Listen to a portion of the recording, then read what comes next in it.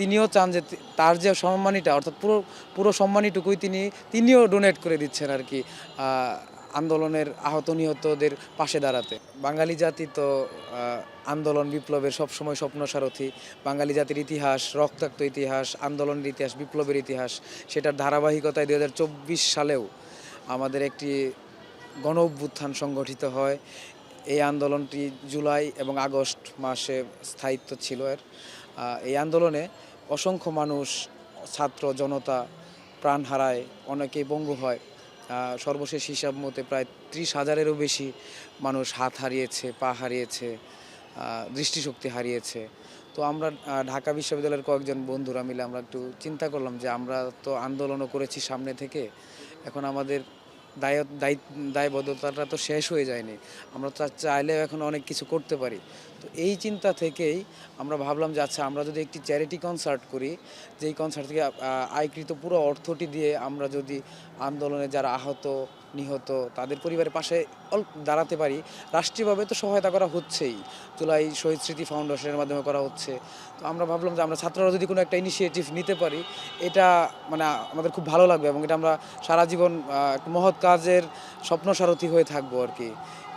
মূলত এই উদ্দেশ্য থেকে আমরা ভাবলাম যে আমরা একটা চ্যারিটি কনসার্ট করব।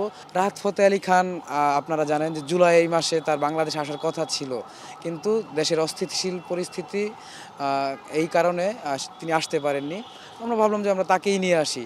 আর আমরা তার সাথে যোগাযোগ করেছি জানুয়ারি, 2025 সালের জানুয়ারি ফেব্রুয়ারি মাস পর্যন্ত তার শিডিউল আনঅ্যাভেলেবেল ছিল, কিন্তু আমরা আমাদের যখন মহৎ উদ্যোগটির কথা বলি তখন তিনি রাজি হন যে তিনি হয়তো ডিসেম্বরের শেষ দিকে সময় দিতে পারবেন। তারপরে আমরা আরেকটু রিকোয়েস্ট করি যে তিনি যদি তার সম্মানীটা যদি একটু কমায়, আমাদের ছাত্রদের জন্য আমাদের আসলে সুবিধা হয়, আমরা তাহলে আমাদের কম খরচে আমরা প্রোগ্রামটা নামিয়ে ফেলতে পারবো। কিন্তু তিনি আমাদের মহৎ উদ্যোগের কথা শুনে বিস্মিত হন এবং খুব খুশি হন এই উদ্যোগটি নেওয়ার জন্য, এবং আমাদের খুব প্রশংসা করেন, এবং তিনিও চান যে তার যে সম্মানীটা অর্থাৎ পুরো সম্মানীটুকুই তিনিও ডোনেট করে দিচ্ছেন আর কি আন্দোলনের আহত নিহতদের পাশে দাঁড়াতে। আমাদের ভেন্যুটি হচ্ছে বাংলাদেশ আর্মি স্টেডিয়াম। নিরাপত্তা, দর্শক ধারণ ক্ষমতা এবং চ্যারিটি কনসার্টের জন্য আমরা সবচেয়ে বেস্ট মনে করেছি বাংলাদেশ আর্মি স্টেডিয়ামকে। আমরা তাদের সাথে কথা বলেছি, তাদের সাথে কথা বলেই আমরা চিঠির কনফার্মেশনটি পেয়েছি। আর্মি স্টেডিয়ামটি হচ্ছে দুপুর 2টায় খোলা হবে 21 তারিখ, আর সন্ধ্যা 7টায় বন্ধ করে দেওয়ার প্ল্যান রয়েছে।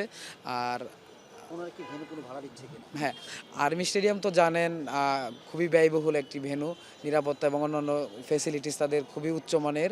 তো আর্মি স্টেডিয়ামের ভাড়া হচ্ছে প্রতিদিন 25 লাখ টাকা করে। আমাদের হচ্ছে 4 দিন ভাড়া নিতে হবে, অর্থাৎ 18 থেকে 22। কিন্তু আর্মি কর্তৃপক্ষ বা সেনা কর্তৃপক্ষ আমাদের এই মহৎ উদ্যোগটির কথা বিবেচনা করে তারাও তাদের ভাড়াটি নিচ্ছে না, অর্থাৎ প্রায় 4 দিনে আমাদের 1 কোটি টাকা তারাও চাচ্ছে যে হয়তো তারা পুরোটাই আন্দোলনে আহত নিহতদের কল্যাণে তারাও ব্যয় করতে চায়, অর্থাৎ আর্মি স্টেডিয়ামটি আমরা ফ্রিতে পাচ্ছি।